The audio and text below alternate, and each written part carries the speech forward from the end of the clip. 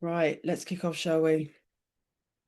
Well, welcome. Thank you so much for joining up. I wasn't too sure how many people were going to sign up, but there's been nearly 300 people. So thank you very much. We're all here together for one sort of common goal, and that is to be able to have flexible and supportive approaches for children that have got PDA.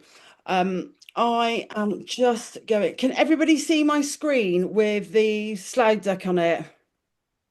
Yep, brilliant.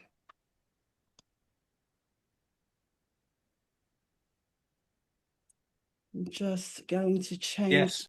Yeah, brilliant. I'm just going to change my screen so that I don't see everybody. It's just so I can see the screen also.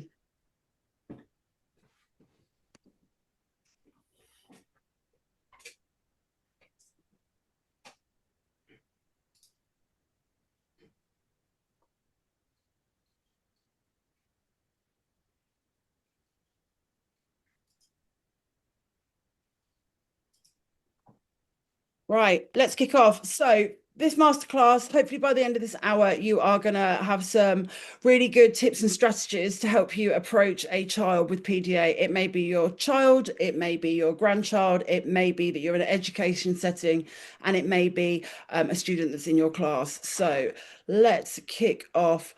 For those of you who don't know me, I'm Jessie. I am mum to three boys. I have actually, he's just turned 16, so I should have updated this slide. A 16-year-old who's just currently studying for his GCSEs, and I also have 7-year-old twins. Um, my youngest twin, Maxie, has ASD with a PDA profile and ADHD. We really started to notice the challenges with his behaviour when he was in nursery at around 3 to 3.5.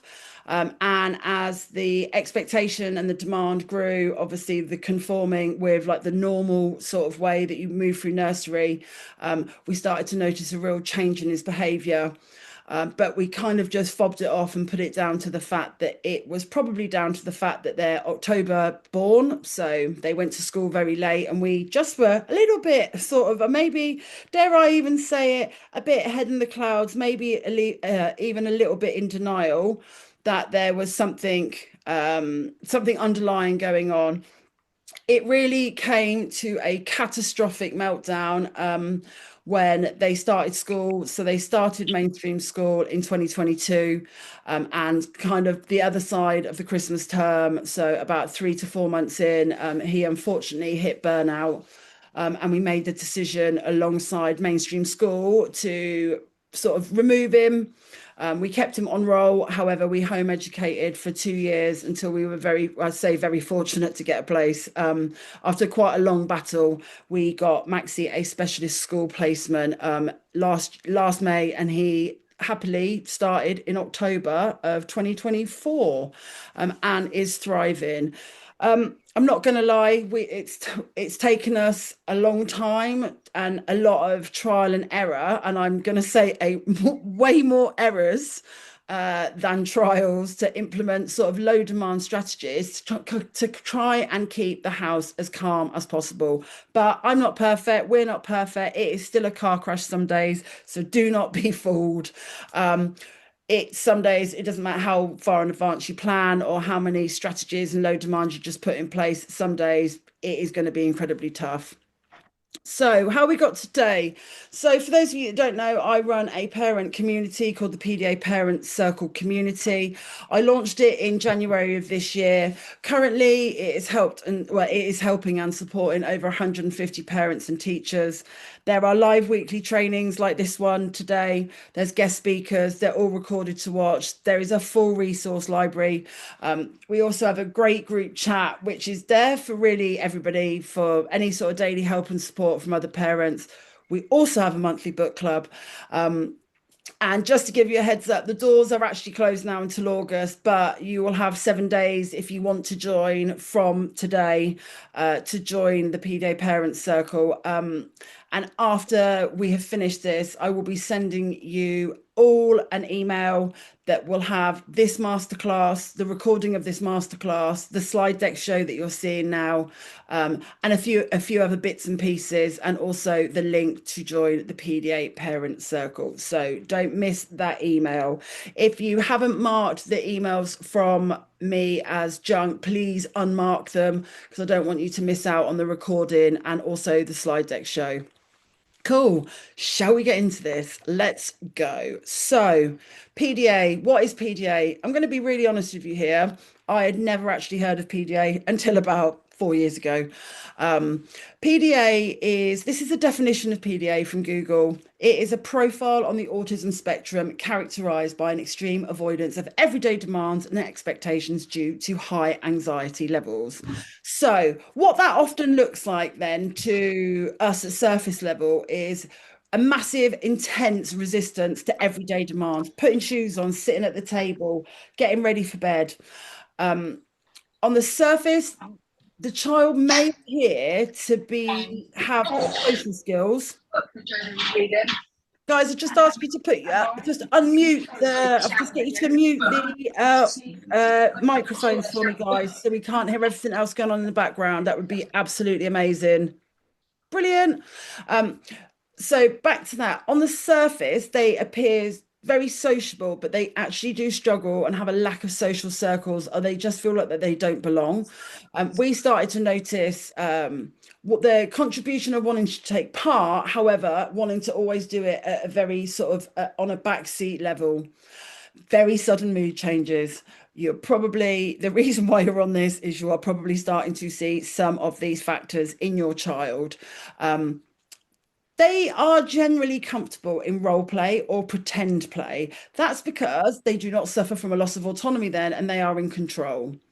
Physical and verbal outbursts caused by loss of autonomy. When I mean loss of autonomy, I mean that they cannot automate a process, a task, or a demand, and because of that high level of anxiety, they will have physical and verbal outbursts. The constant need to be in control. I laugh when I say this, but sometimes the control element can literally be out of control. It is really worth noting that PDA is not universally recognized. There is a manual called the DSM-5 manual that is generated and governed by the United States of America. They have every single medical condition around the world, and PDA is not in that manual. So one of the main challenges that you may have experienced or are currently experiencing is lack of aware and understanding by medical trust, whether or not you're here in the UK, overseas, Australia, America. But it is slowly becoming more recognized. But the majority of diagnosis that you will probably likely to receive, like we have with Maxi, is you will get an ASD profile, an ASD primary diagnosis with PDA as a profile or an extreme demand avoidance within that diagnosis. So just wanted to highlight this to you. So this is a graphic from the PDA Society. I cannot recommend their website highly enough. Some of it's been under construction for the last couple of weeks, but it's all back up and running. They have some really great resources and they have some really great support groups on there also.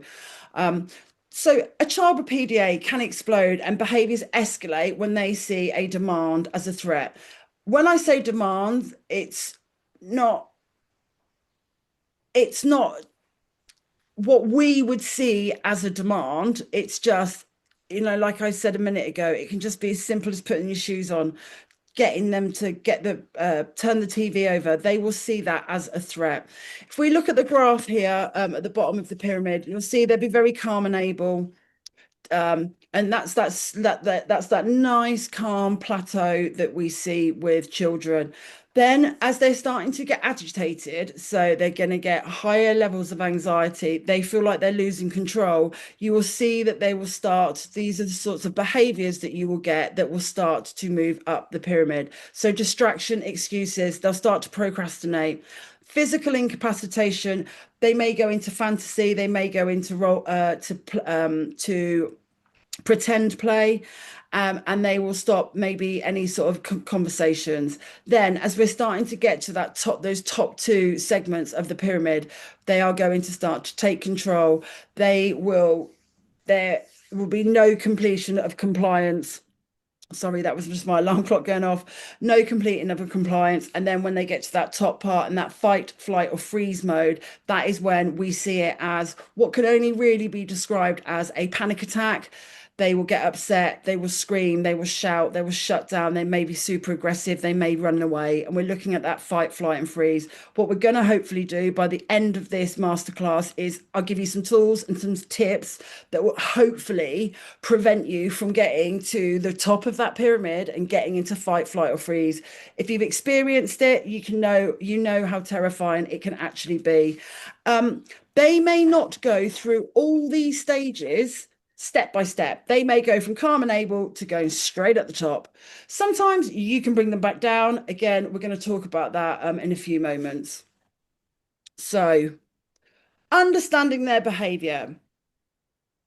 What, how we know that the more that we understand their behavior, the better we are as adults to being able to respond to it. So, some of the common triggers that you'll see is a perceived loss of control or actual loss of control.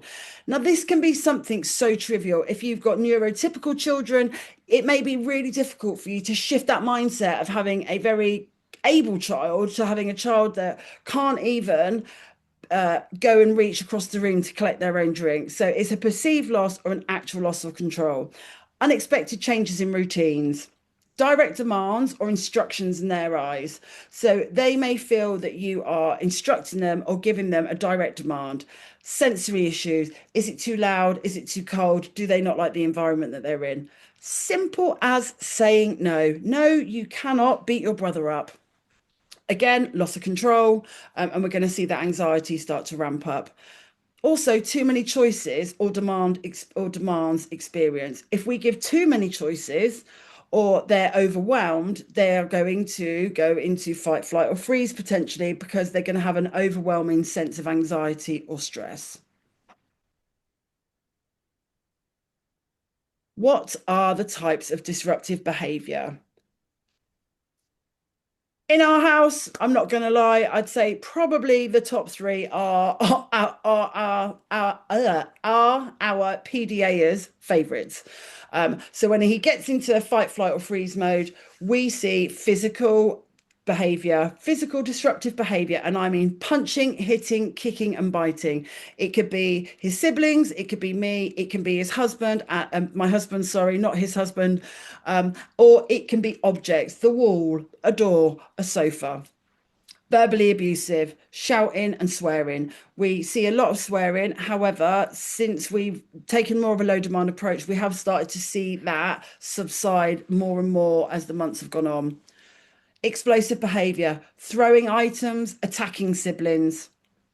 Dysregulation. Dysregulation could also be maybe running away, but we generally children with PDA, screaming, hissing, and my absolute one I cannot bear is spitting.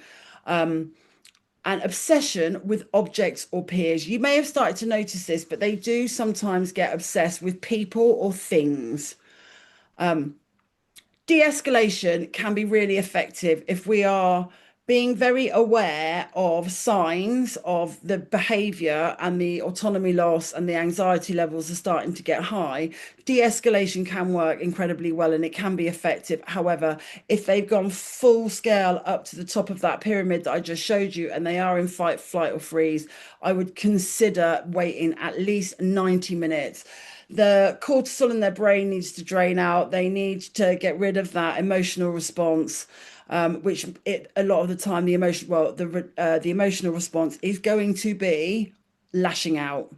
But we wait a minimum 90 minutes, and sometimes you can de-escalate it, and you can try and discuss it with them afterwards. However, it may be best that it is not discussed until maybe the following day, if at all. Now, I just wanted to show you this. This is a tolerance and demand dial. This is a little bit of how a child with PDA's brain works. So if we take this top dial as tolerance, so this is going to be your child or your student in your class, and it shows the level of tolerance to demands. When we say demands, I think a lot of people think it's like, you must do this now. That is not, that is a demand for a normal neurotypical person. However, for a child who displays a PDA profile, everyday requests are going, they see them as a demand with, um, if we focus on this. So tolerance, this is your child with PDA or your student. And at the bottom here, this is a demand, all right? And this is going to be a parent or a teacher. So this shows the levels of tolerance and this shows the levels of demand. So in the bottom dial, if the parent or teacher shows how many demands we are placing on a child with PDA. So if the child has got low tolerance, they're getting dysregulated. Okay, and they're at this point, they've got really low tolerance. You can see those signs. They are huffing, puffing, kicking, spitting. You are, as the parent or teacher, only going to focus in the demands on the highest priority, keeping them safe, just keeping them in the classroom. That is all when it comes to tolerance and demand that we are going to focus on. If they are really highly tolerant on that day, we can extremely push the demand and focus on getting them to do maybe more schoolwork, getting out the house and going to parks. But we need to tread very carefully. If the tolerance is high for the child, the demand needs to be the demand that we are expecting needs to be focused purely only on the highest priority. This is where we went wrong to start with. We were like, right, we'll just, push through it. He's dysregulated. Let's just push more and more and more. And then it goes to explosive, stuff being thrown around the room, uh, walls getting damaged, doors getting kicked.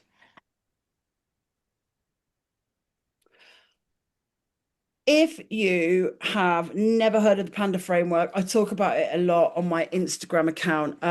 Again, this is another fabulous attachment that I will send to you afterwards. That the PDA Society have devised. So it is an acronym devised by the PDA Society. I am not joking you when I say this. If you are going to take one thing away from this entire masterclass, it is print this poster off and put it in your house because it will change your life. For us, very early on, we were given this by one of the nursery teachers at the Twins nursery school. And actually, if you can implement anything within this, you are going to start to shift that energy in your house. So, Panda. The P is pick your battles. The A is anxiety management. The N is negotiation and collaboration. The D is disguise and manage demands. And the A is adaptation. Now, I'm going to break this down per letter. Yeah.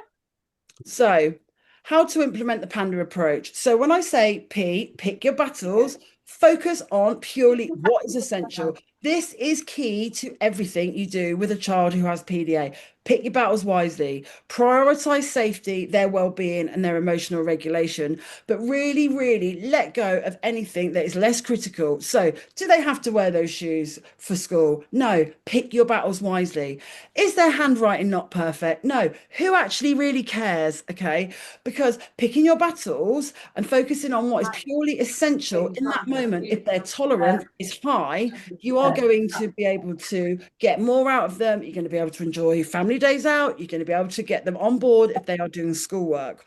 Again, avoid constant correction. It is not about correcting a child with PDA. It is about connection. Connection with Yeah. that have PDA is absolutely everything.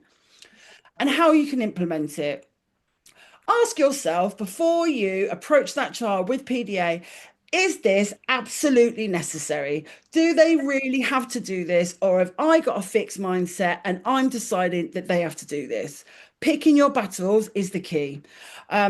Choose only key boundaries to enforce. If it's keeping them safe, we are going to make sure that that is an essential focus. Avoid power struggles. Okay, just because you're the adult doesn't mean that you need to be in control all the time. It will escalate their anxiety. Children with PDA suffer from injustice. So if they aren't treated as equal, you are going to have a constant battle on your hands. So really, again, pick your battles wisely. A. So, anxiety management. PDA behaviors are not a choice. PDA behavior is anxiety driven. They are not over there manipulating you, even though from early on, I was like, my 4-year-old kid is running me ragged. Actually, it's not manipulation.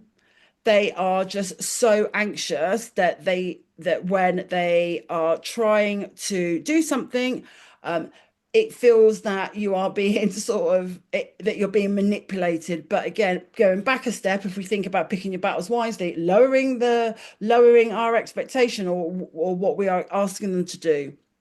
Lowering anxiety is absolutely key.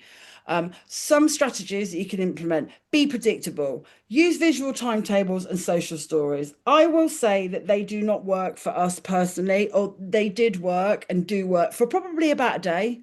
And then that loss of autonomy of being told what to do, they end up normally getting ripped up and chucked in the bin or thrown at somebody. But they can be really effective. If you are trying to get out the house, but also being predictable, as in a social story, showing them where you're going if you're going out for the day, letting them know if you're going on a bus or a train, what that bus or train looks like, just so their anxiety doesn't start to get pent up. Regulation, create a calm space. Is there a space in your house or in your classroom that you can implement for them to regulate themselves?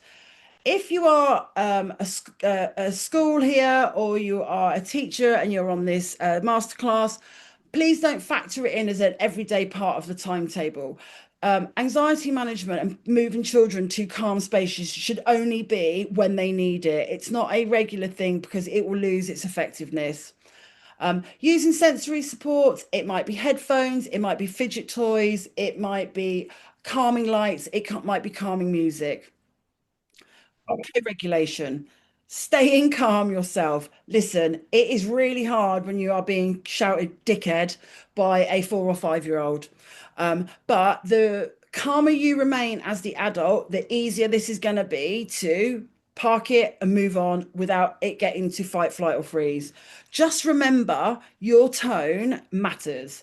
93% of communication is tone and body language, not the words that you speak. So, the way in which we are presenting ourselves, if we're reaching over them, if we're pointing, if we're raising our voices, using a tone that sounds angry, you are not going to get them on board. And it is, I'm not going to lie, it is really, really difficult to do that when you've had stuff thrown at you. You've been abused and shouted at and screamed at. But it kind of is really down to us to be able to change our behavior to stop their behavior getting dysregulated. What we want to avoid is getting to the top of that pyramid where all hell's breaking loose. How to implement this? Build trust and emotional safety. Listen, children with PDA thrive on trust, and if you break their trust, it's going to take them a really long time to get over it and for them to be able to trust you again. Making sure we're giving them time and space when they're feeling overwhelmed. They may not want you to leave their side also, or they may say go away. The best thing to do is to say to them, I'm going to give you some time by yourself. I'm just going to be in the other room if you need me. Again, there is an element of keeping them safe, leaving kitchens, making sure that there's stuff out that's put up high out of their like grabbing reach, whether or not you got knives, you got sort of scissors, because in that moment, in that panic moment, they can react. And I'm not going to beat about the bush here because I have got a child with PDA. They can act like quite psychotic, and it's not a behavior that they're choosing. It's because they are just seeing red and they cannot get themselves down from that dysregulation. Again, the N, negotiation and flexibility. They love to be in control. So if we are letting them, if we're negotiating with them, they feel that they are equal and there's no sense of injustice. Having a rigid expectation will trigger avoidance. This is where it really went to pot for us when Maxi was it started in reception in mainstream primary school. The UK education follows a very rigid timetable, and it that loss of autonomy of moving on from stuff very quickly, sitting here, sitting there, going to the playground, became very, very difficult very early on. That the level of conformity just wasn't going to happen. Um, so you need to be flexible and open to compromising with them as well. See how flexible you can work with them. Ask them what would they like, what works best for them. Do they want to not sit in the main classroom? Do they want to go on sensory breaks and have that flexibility to be able to adapt to what they are telling you? If you get the buy-in from a child with PDA, I'm telling you, you're on the home straight. So strategies, offer choices. If you are an education setting, do they want to start with maths or reading, or do they want to run around the playground? At home, do you want to have your dinner? Do you want to have a snack, or do you want to watch the TV first? Let them make that decision. Obviously, there is a little bit of you need to push back sometimes if you're talking about safety issues. Um, because obviously we don't want to we're not going to compromise without giving up sort of like the essentials, so keeping them safe, keeping them fed, and keeping them watered. So collaborate, let them feel a sense of control. You have to kind of go back a bit and sort of say, right, well, what do you want to do? You're the one who can choose, but this is what you got to choose from. If we're giving them a couple of options, then that still put you in a win-win situation. It allows them to think and believe that they are in control of the situation. And for you as the parent or the teacher, it's going to be a win-win. Using humor and creativity. Children with PDA are really funny. My Maxie's got a really wicked sense of humor. And it's really about you guys tuning yourself in to knowing what they are passionate about, what their interests are, their favorite programs, and try and sort of lighten the mood with that. We have a fart machine, which my dad bought the kids a couple of Christmases ago. And I tell you something, as much as it drives me mad, it completely softens the blow. If there's a dysregulation, like we press the fart machine and it plays a multitude of different farts. So that's what we do in our house. So how we can implement it, involve them in the decision making as often and as practical as possible. There are going to be times where it's like, nah, we can't negotiate this. You're crossing the road. You're either holding my hand or, there's going to be a serious accident. Allow plenty of negotiation and be prepared to compromise, like I said, without giving up the essentials. Now,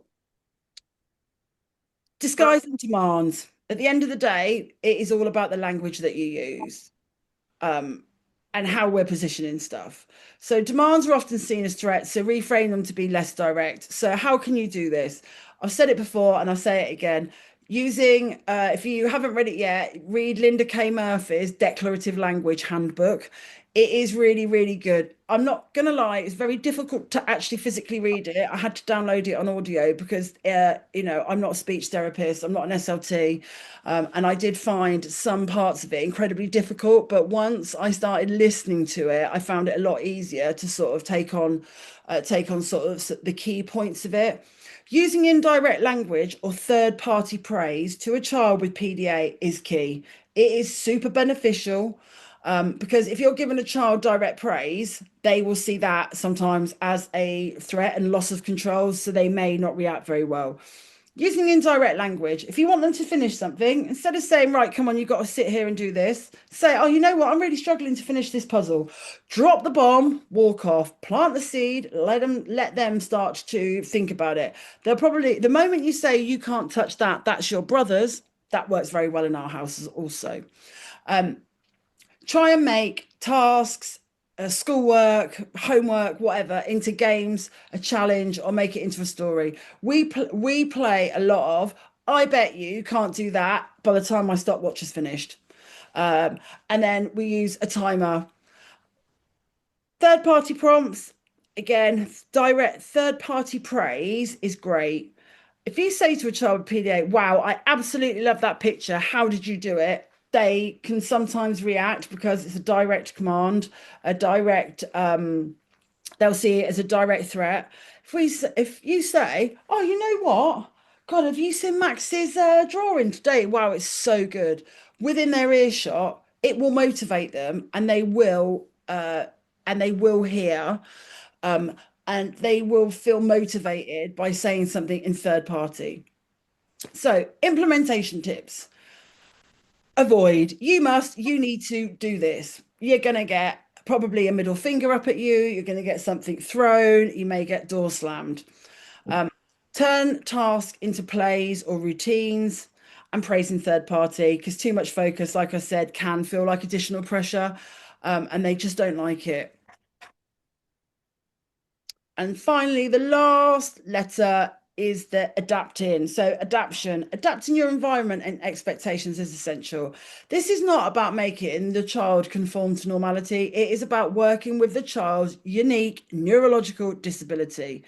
And ways that you can adapt. So you can modify the school day or home routines. So if they are at school and it's very, and they're getting dysregulated as soon as they come in, can you adapt? Can that child arrive 10 minutes after everybody else so they don't have to go around, the playground where it's noisy, there's a lot of people? Or if they're at home, can you adapt and can you change and modify that routine at home? Use personalized learning strategies. What are their passions and interests? Maxi could talk about Minecraft and Lego for days and days and days. Really hone in on what their passions and interests are, because again, you're going to get more buy-in from them, and use that kind of to be able to, if they're being homeschooled or they're on a reduced timetable at school, try and use their passions and interests to get them to take part. Reducing any sensory overwhelm. Is it too loud? Is it too dark? And how to implement these. Focus relationship over compliance. Connection over correction will win every single time. And the reality is, you just need to let go of what a neurotypical child should be doing, and that expectation of what a neurotypical child has as success and what their behavior is. Because I hate to say it, comparison is the thief of joy. And this is actually where we went wrong quite early on. We've got a neurotypical older son, and we were like, well, why is he not doing this? Why is he not doing that? Because we have an expectation of what behavior and success look like. It's very, very different for a child who's got PDA. Let me just grab some water. Sorry, guys.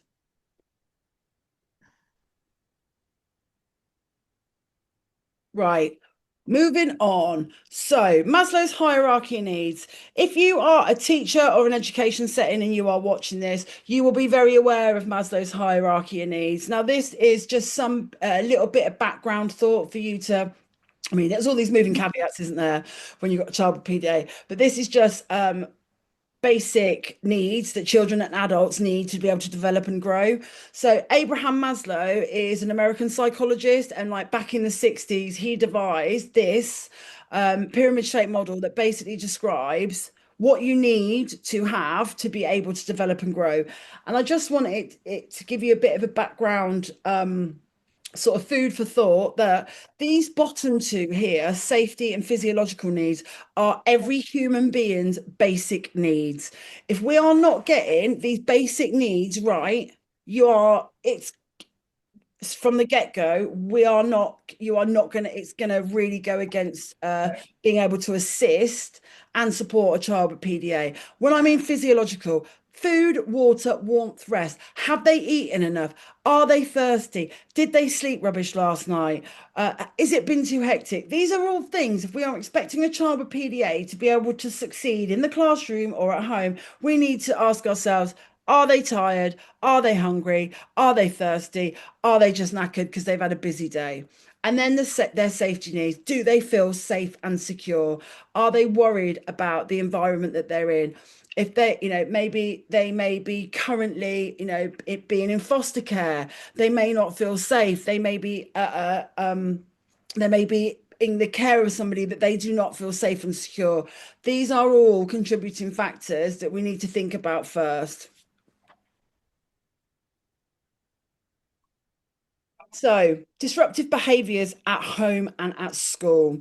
As a parent or a teacher, you need to immediately, if we start to see disruptive behavior at home and or at school, you need to just straight up immediately reduce the demand and focus on the priorities. Going back to the tolerance and demand dial, you are just focusing on the priority, the most important priority there and then in the moment. If you are getting difficulties, disruption in the classroom, try and present 2 to 3 activities. I know that this can be very difficult with the way the mainstream education is delivered in the UK, but is there a way that you can adapt your classroom to allow the child to be able to choose 2 or 3 activities? Is there a way that you can mish and mash up the timetable to be able to, maybe they do the afternoon work in the morning, or the lunchtime work in the afternoon? Can you move your timetable about to give them choice? Because obviously if we're telling them something, they are going to have a loss of autonomy, and we're going to see that dysregulated behavior start. Have child-led activities. Children with PDA need to be in control. So is there an activity that they can lead? Be flexible with how learning is completed.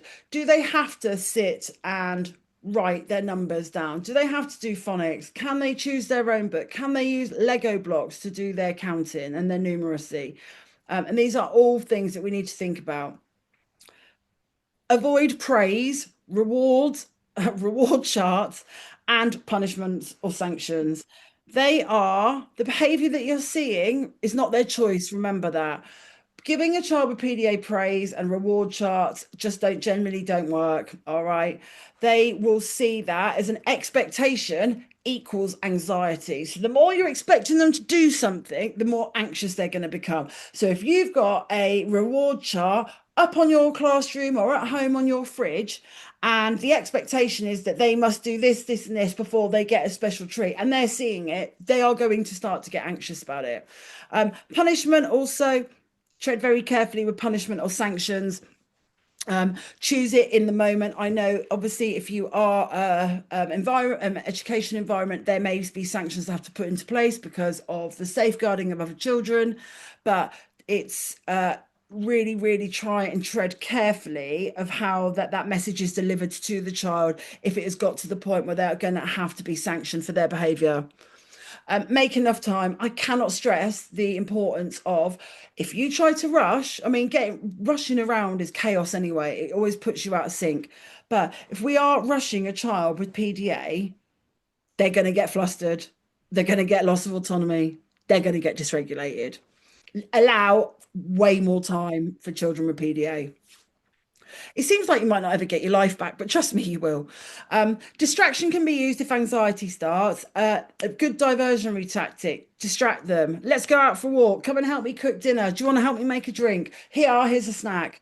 And get that distraction very, very quickly. And again, like I just showed you with the previous slide, ensure their physiological needs are met before attempting any learning. Specifically for the classroom, if they maybe go in transport to your school, has it been a couple of hours since they've had something to eat? Are they thirsty? And really think about those 2 bottom parts of the pyramid of their physiological needs being met. So, equalizing behavior. How to cope with equalizing behavior. Children with PDA can display equalizing behaviors to stay in control. So, what does that look like? When we say equalizing behavior, we're talking about they want to feel like they are equal to everybody else in that classroom, in that nursery room, in your house. So what that looks like is taking control of situations, won't let you turn the TV over. They have to hold the remote control. They have to be the first one to go in the shower. They have to be the first one to eat their dinner. Again, because they feel that their behavior, that they need to equalize it. Resisting authority, hierarchies, or following others. So they will not, if they feel that they are not being treated like an equal, they are going to resist anything that you say. So we've got to get them feeling that they are slightly higher than above everybody else. They will avoid or they will delay doing things because they don't want to do it and you're telling them to do it. So again, it's resisting that authority. You may find them also start to contradict you or correcting other people because they have to feel that need to be in control all the time. So, what it allows is for them to be able to dictate a certain situation so that they can feel back in control. It's really, really important if you are an education setting watching this to support those behaviors because uh, they need to have to the need to they need to involve you. Sorry, I can't remember words out. You need to involve the validation of the child's feelings. So if you are an education setting watching this, please be open to negotiation and maintaining transparency and honesty with them. They will see straight through you if you are lying. And trust is everything for a child with PDA. And like I said, if you break their trust, it's going to take them a really long time to recover. So if you are from an education setting and you're watching this, please make sure that they have sort of a few trusted people, not just maybe. I know it might not absolutely be practical at all because of the current state of the mainstream education system in the UK. Is there more than one TA or teacher that can be like their trusted person? Because if that person, that one trusted person is away, and then they're going to be met with whoever replaces that trusted person is going to be met with resistance from the child with PDA. So, boundaries and routines. This is where a lot of it can be very difficult for people to be able to struggle with having some sort of boundary and routine.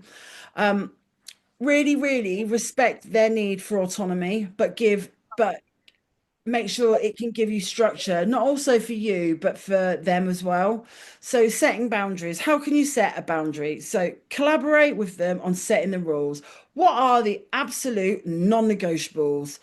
What must be a rule that is adhered to at all times? All right. It might be holding your hand when you're crossing the road. It might be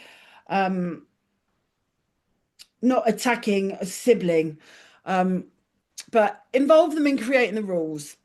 So give them a sense of ownership. Say to them, right, these are your non-negotiables. These are these are a little bit flexible. You tell me and you decide what we're going to do. Um, Agree some rules together. Really, really value their input, even if it is the most completely ridiculous thing that they've said that they're allowed to play on their PlayStation 5 until 5 in the morning. Completely ridiculous. However, sort of push back and say, right, okay, I know you love playing on your PlayStation 5. However, you can't play on it until 5 o'clock. 5 a.m. in the morning. So let's just agree a time together. And, when you get in from school, you can play on it until this time. Again, you are collaborating with them. They kind of get in their own way, but you get to stay in control. Flexible boundaries. Prioritize essential rules. Why? Allowing flexibility in less important areas. So be flexible. Like I said, going back to the panda approach, pick your battles wisely. Is it essential that they're doing something? And can we be flexible? If you can, go with it. Don't get yourself caught up on the fact that, well, they should be doing this. That's not going to work. You're going to get pushed back with a lot of dysregulation. Because what that allows the child to do then is you are accommodating their need to be in control, and you're going to see their loss of autonomy not get lost, and it's going to creep back down their levels of anxiety. So, being clear and positive communication, use simple, positive language to set boundaries. Linda K. Murphy's book, The Declarative Language Handbook, really says speak to the child in the language that is appropriate to their age. Don't start speaking off about this, that, and the other, and about rules and regs. If they're 5, they're not going to get it. So you need to reflect the language level of their current age. And there's little things, like instead of saying, don't throw your drink across the room, again, rephrase it. Please, can we just keep all drinks on the floor when you're sitting on the sofa? Can we just make sure we just keep drinks on the table? All right. That reduces a perceived demand and it gives them some sort of cooperation. But remember, be careful if you are treading directly. So, school and PDA, probably one of the biggest issues I feel that children that have got PDA, it's very difficult for them to survive in a mainstream education setting. I'm not going to lie. I don't think it long term, unless the schools are the class size is very small. It can be incredibly difficult without the right support and network functions for them to not reach burnout. So, school and PDA. You may see, if you're a teacher or you're a parent, you may see massive difficulties for them settling in. This may be present for externalizing behaviors or internalizing. So, my PDA isn't externalizing. Listen, you know when he is dysregulated because he will tell you and he will throw things and he will laugh in your face and he will scream and he will spit. But actually that can be really beneficial for you for a school environment because it is giving quantitative evidence to the school, the local authority, alternate provisions that their behaviour is escalated. Now, the internalizing PDAs are those that high mask. Okay, they are trying to hide how they are, so their behaviour at school maybe they're absolutely fine at school. And then they come home and they're absolutely not okay because they've spent this entire day with this fake mask on their face, pretending that they're somebody that they're not. High masking and internalizing behavior is really, really stressful for the parents. If you are at school and you don't see it, there will be an indication that a child has got PDA in the classroom environment to an OT. So an occupational therapist will be able to observe it and they will see it. But the reality is, if you are a teacher, you are so flat out working with another 29 to 30 kids in your class, you will not maybe see what is that mask, it will slip at some point in class. But you're so flat out working, teaching, looking after all the other children, there may be that you are just not seeing an indicator of a PDA behavior profile. Anxiety triggered by expectations. Standard academic and social expectations often will lead to heightened anxieties. The academic situations of sitting down, do this now, do that, right, we're moving on, let's go, often will lead to massive heightened anxiety levels. So these are some of the issues that you will see with schooling. Massive overwhelming class sizes. Here in the UK, I think, the majority of classes are 25 to 30 children per class, unless you kind of live maybe in a small rural village or a small town, they may be smaller. And it's a lot of years are going to 3 class intakes per year. So you're talking sort of 90 children in a year. These are really difficult because large group sizes can completely intensify the stress. And also too many people, they're not going to be able to engage they're not going to be able to engage. EHCPs, education and healthcare plan barriers. If they're high masking, it might actually delay or limit you from securing the appropriate support because it can impact the progress. If we're not seeing the behaviour at school, so much of an EHCP is weighted on behaviour at school. However, if we can get OTs in that are more specialised and more in the know for PDA, and educating them, whether you're a teacher or a parent, to what they can observe, hopefully you'll get that quantitative evidence to be able to go for an EHCP. Now remember, EHCPs do not have to be triggered all the time by school. You as the parent can apply for an EHCP for your child off your local authority website. Struggles with transitions. Again, for us, the transition was a massive struggle from nursery to primary school, or it may be primary to secondary. That can be really distressing. It's different, it's changed. The classes, they've lost their safe person. Risk of exclusion. We've been through a lot of exclusion and suspensions in our house when Maxie was in mainstream. Misunderstood behaviours.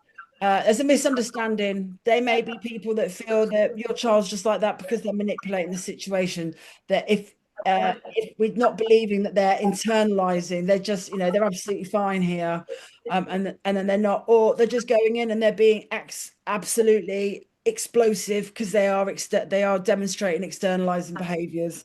And it can be really distressing. It's not just distress, it's not just stressful for the child, it is stressful for all the other children around them that are in their classes that may be walking around that common area when they're seeing that dysregulated behavior. Um, Long term, there may be the decision to get them taken off role. Families, generally can feel that they may feel forced to withdraw their child due to sort of the unmet needs, that it's too stressful. Really, think carefully about taking off role. Is there sort of a conversation that you can have with school that maybe you can reduce timetable, you can reduce days? So, how you can survive in mainstream school with a child who's got PDA? So, reducing that timetable very early on. Very early on, we had a reduced timetable for my son. It just wasn't working. So we sat down with the Senko, we sat down with the deputy head, sat down, we'd had Elsa in, he'd been observed by OTs, and we made the conscious decision that if we were going to homeschool, we weren't going to homeschool all the time. We were keeping him on roll at the primary school, but we decided to be flexible. And we sort of the first couple of months, he went for Mondays, Wednesdays, Fridays, up until lunchtime, up until 12 o'clock. It became very apparent after about a week that up until 12 o'clock for 3 days a week was even still too much. So again, having that reduction in timetable, what can you work around with the parents? So child-led learning, can we get the child to take control of their learning? It's going to encourage them. You're going to get better engagement and you're not going to get a loss of autonomy. Like I said, the strewing method, present 2 to 3 sort of tasks that they are passionate and interested about. Okay, if they love reading, give them a couple of books to choose from. Let them go to the library. Let them choose it. But anything that sparks their natural curiosity, and anything that they would choose outside of school. Adjusted school hours, shorter days, later start times. In the end, we got to basically be at school for 1 hour a day, 3 days a week. So attendance was 3 hours a week. Um, excuse me.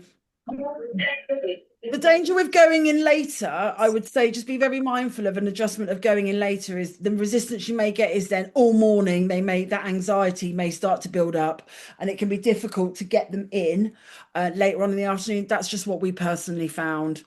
And also, we want to improve their attendance to a certain degree. We don't want. It's really stressful when they get excluded from school. It's stressful for the other students around that may have been in an unsafe space with them. It's stressful for your child. It's stressful for the teachers, and it's stressful for you as a parent. Uh, Consistent support staff, teaching assistants. Like I said a minute ago, it's great that they have a safe person, but making sure there's specific teaching assistants that can build trust and a routine with them. But like I said, we don't really want to have just one person because what may happen then is that you may be met with the fact that people get sick, and if that trusted person's not in school, they're on holiday, you're going to be met with resistance.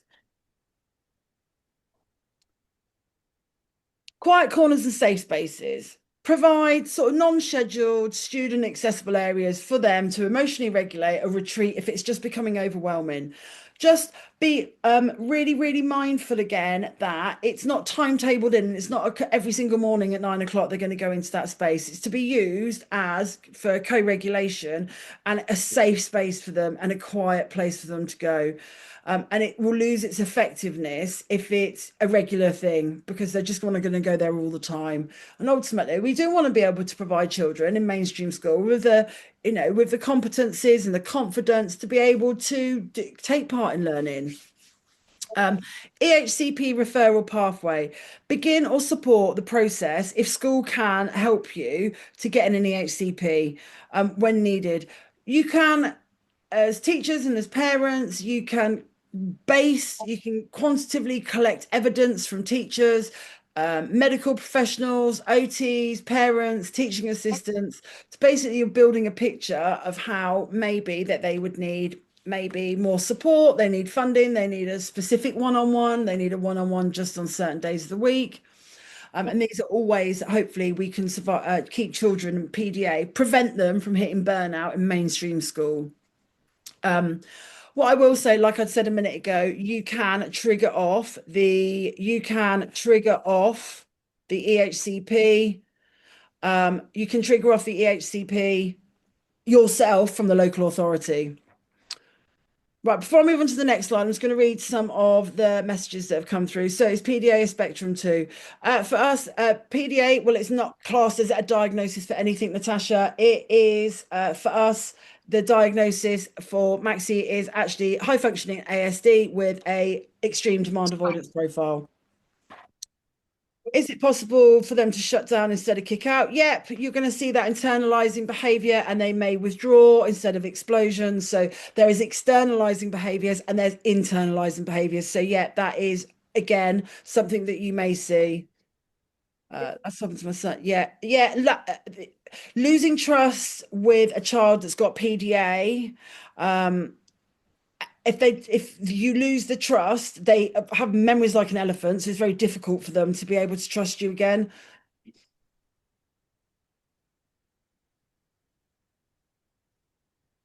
Yeah, can children have some PDA traits, but not at all? Yeah, of course they can.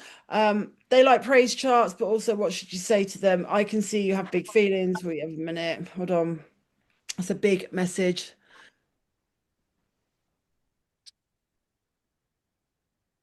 Yeah, sometimes you just need to say to them when they're dysregulated, just say, I'll come back to you in a minute. And I'll just let you gather your thoughts. If you want to watch your favorite TV program or do you want your iPad and let them be able to sort of co-regulate themselves.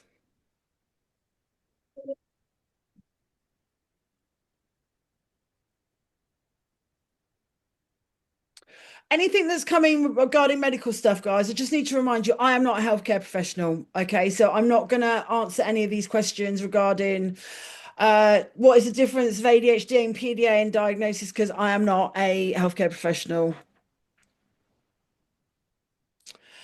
Demand avoidance, is it PDA? Okay, the issue is a lot of medical trusts don't want to put PDA because it's not in the DSM-5 manual. However, my son says extreme demand avoidance, which was basically a questionnaire that was just sent out to us after he was diagnosed with high functioning autism. Um, all right, let's just carry on with the rest of this because I'm conscious it is 2 o'clock already. Um,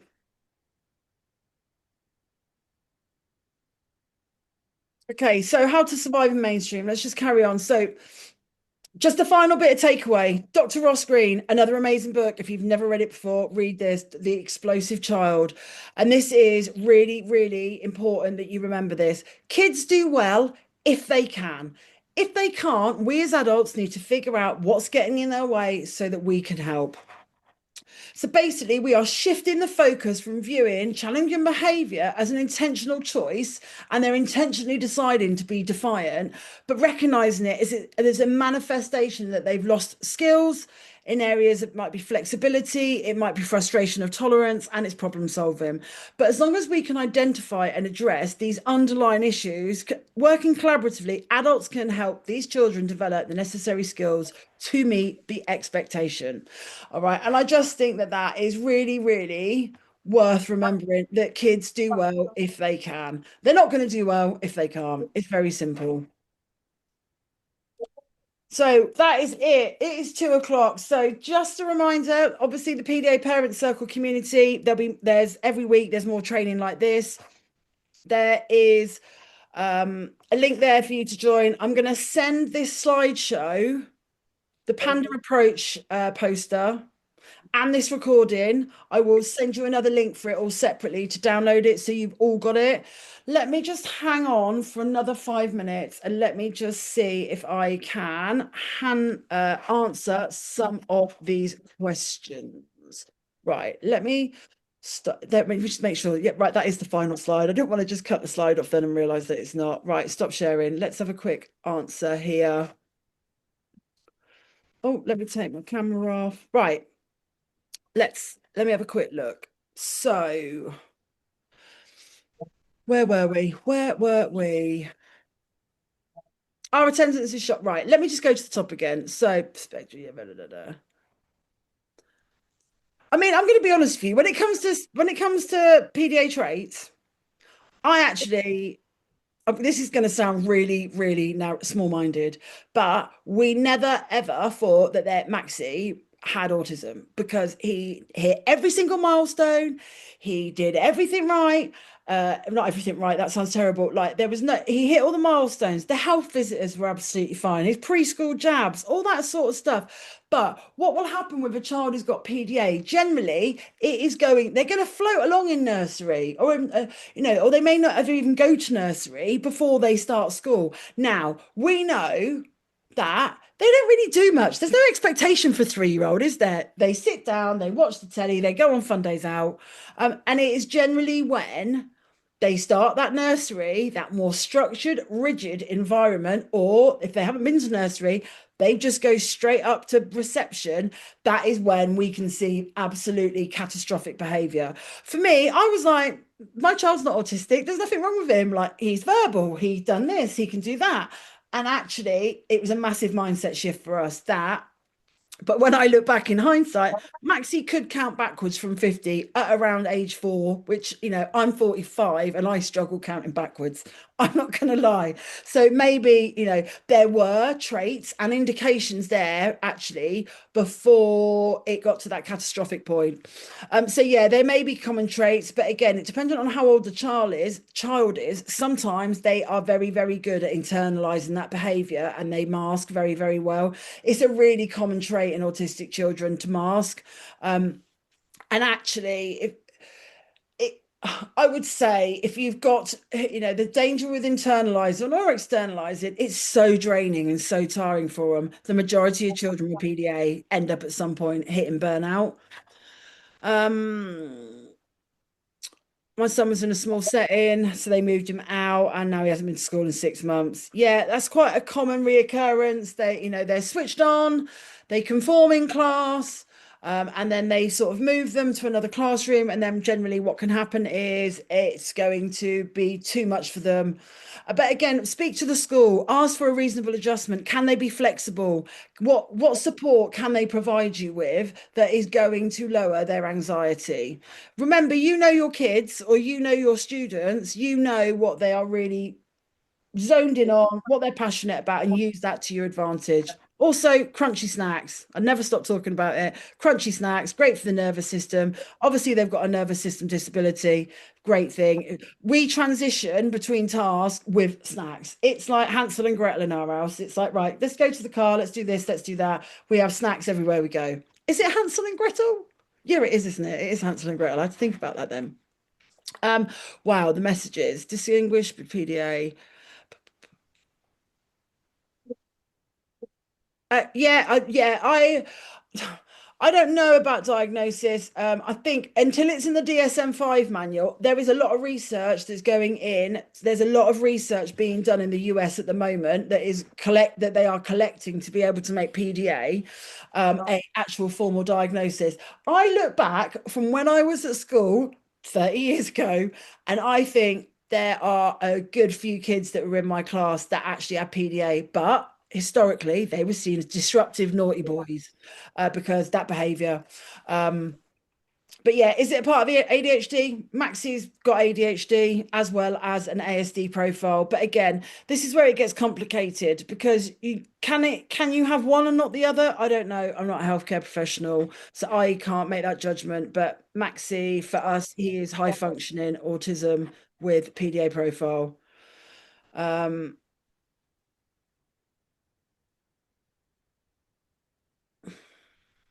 uh,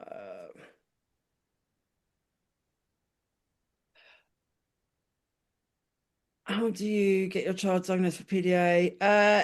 So how can you get them how can you get them diagnosed? So basically for us, I mean, we live in Southwest London.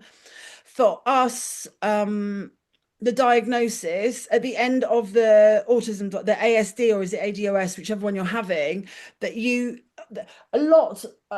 the one good thing is that diagnosis, a lot of it is heavily weighted on um, the questionnaires that you complete at the end of the diagnosis. If they don't see it, because what they're looking for generally is high levels of anxiety. Now, if they're masking throughout the assessment, which let's be honest is only 40 minutes, so is that a really good understanding of your child? No, it's not. 40 minutes and 20 minutes here and another 40 minutes there isn't. So uh at the end of the diagnosis, the assessment, they will send you a questionnaire out about extreme demand avoidance. And if you've got sort of quantitative evidence sort of along the years, then that is our personal circumstance. That's what happened for us.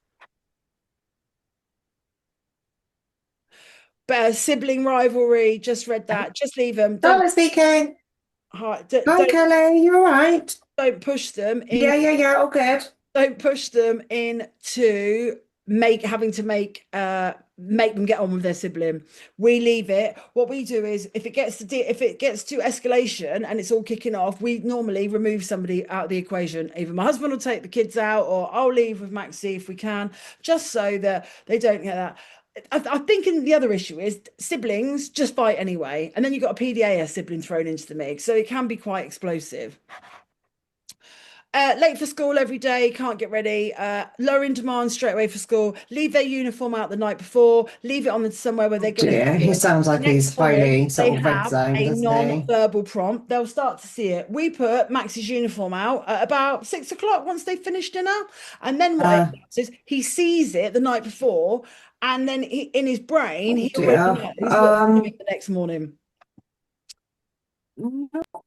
What is coming the next, sorry, I just got muted. I think it was Charlotte then. They know what's coming the next morning, and we're not asking them to get dressed in the morning. I just walk past, chuck the clothes on the sofa, and I'm like, when you want to get ready, once you're ready, you can have your breakfast. So again, it's about not using indirect language. Also speak to school. Can they make a reasonable adjustment that you go in 15 minutes later? And there you go. um What do you do if no one believes you? This is a common question that I get asked on my Instagram. I actually don't know the answer to this. I'm going to be really honest with you, and I've always want complete transparency with everybody that I ever speak to about PDA. I would keep a log and keep a journal. That's what you need to do. There are on the PDA Society and on Actually, I think I might have some resources. If you, Steph, email me or DM me after this to my Instagram or my email address, I actually have some documents that you can share with education authorities to help assist them with noticing some certain behaviours. Like I said a minute ago, teachers are so busy, they're so stressed, and they're so flat out that they generally cannot, maybe if they're an internalizing high masking PDA, they might not be able to pick up on the behaviors. But I spoke to a very experienced OT who specializes in PDA, and she has PDA herself, and there are giveaways that your child has got PDA profile in it, even if they're internalizing, but to the human eye or to the untrained, they're not going to be able to see it. Um,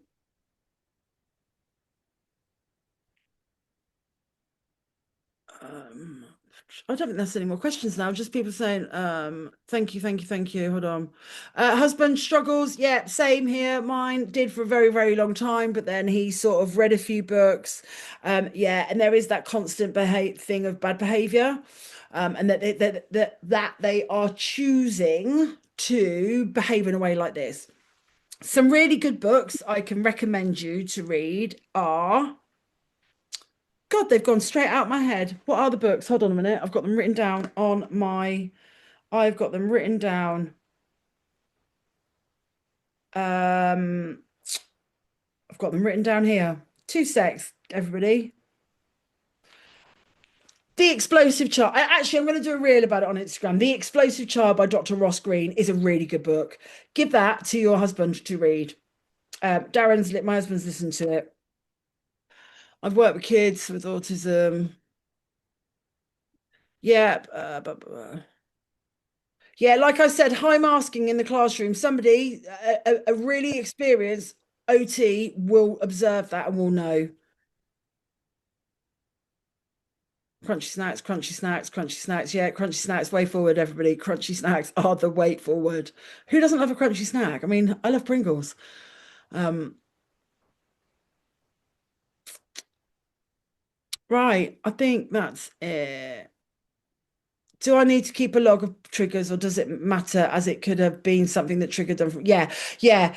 I mean, it's worth keeping a log, but it may just be, I tell you, listen, like I said with that Maslow's hierarchy of needs, it might just be that they're tired. We notice more dysregulation if he's had a worse night's sleep. So again, there's that pushing that tolerance and demand dial, picking your battles wisely.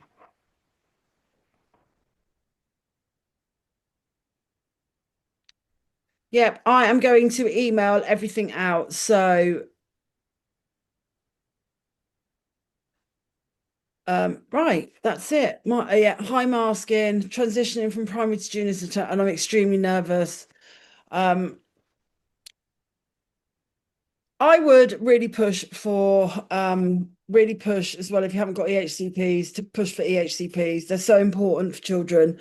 And if it doesn't work out in school, you can do the EO task route or a specialist. I will say that the right environment is everything. And listen, you've all totally got this. Like you're all here, you're all showing that you want to help and support a child with PDA. Because let's be honest, it can be a shit show and it can be chaos.